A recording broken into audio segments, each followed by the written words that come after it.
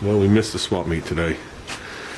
Both me and my son were super duper tired. Had a couple of long nights this week, and we chose this morning not to go to the swap meet. I'm in the hunt for a left side fender for this car because I don't want to alter the fender that was on the car. Now, the pair of fenders here that you see me holding there, I bought those from a guy named Brian down in Maryland at an AMC show.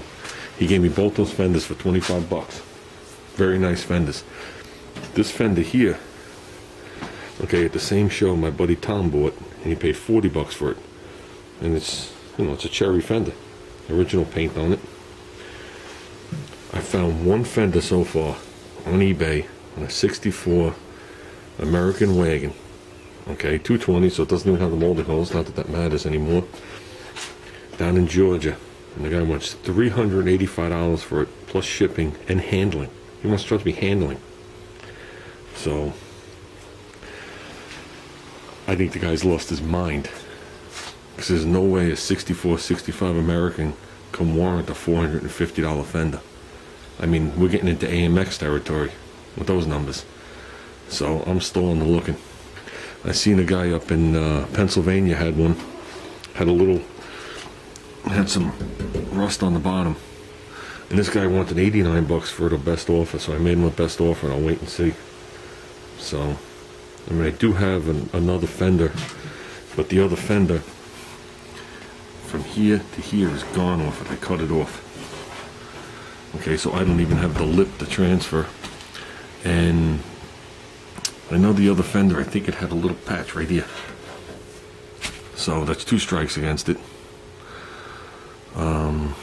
Like I said, I'd like to get, you know, that's why I'm starting now. I'd like to get this other fender ASAP, so I have it sitting here, but I'm not spending $400 for a fender. You know, for another $100 I could buy a parts car if I find one. So, well, with that, me and my son are going out. We're going to check out the Harbor Freight sidewalk sale. So, see if there's anything interesting. We'll turn the camera on. Plus, we got to return a couple of things. So, that's it for now.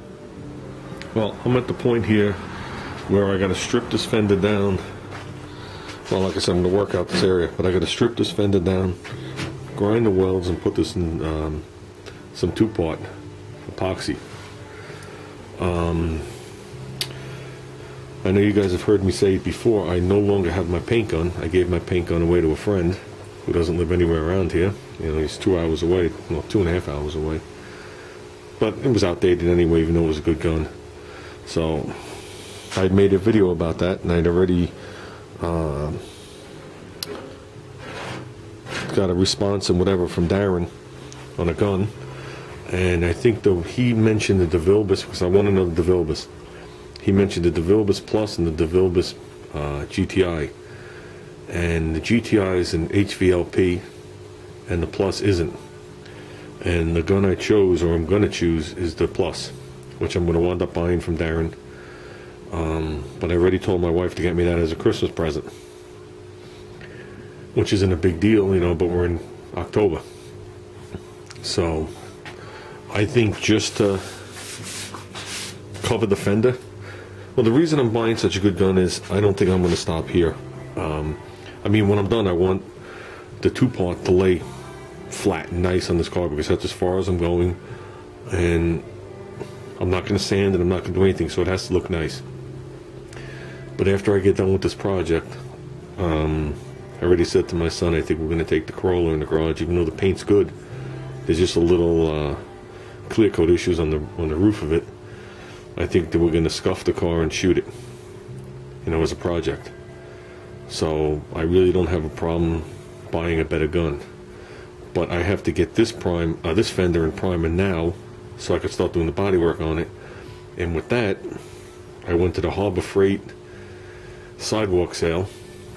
I returned a couple of things, got a price adjustment on a couple of things, and with that, I walked out of there with the paint gun, pretty much.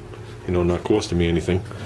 Like I said, as long as it sprays it on the fender, it doesn't really matter how it looks at this point, because I'm going to be doing body work on top of it. But when I'm done, it matters how it looks. And I figure I'll get back into it with the cheap gun, which I'm also going to hand to my son because he wants to paint his go-kart with it.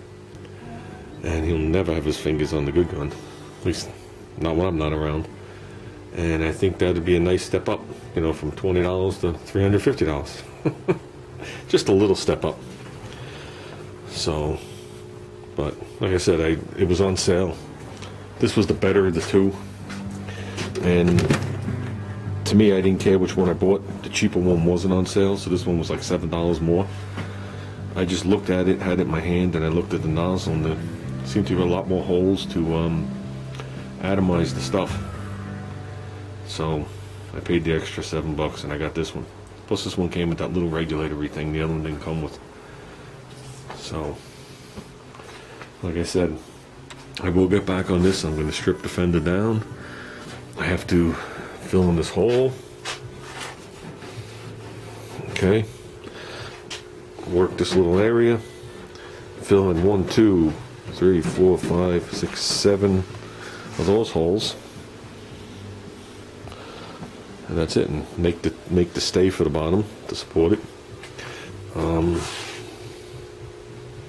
that's really about it. So I just figured I'd give you guys an update. It's time to go mow the lawn. I haven't mowed the lawn in 3 weeks, 4 weeks. I put down some winter fertilizer that I got, free of course, and I wanted the grass to get as tall as it could, just to thicken it and to, you know, build up the root base for the winter. So, but now it's starting to look like a wasteland out there. It's swaying in the wind like wheat. So it's time to work on it.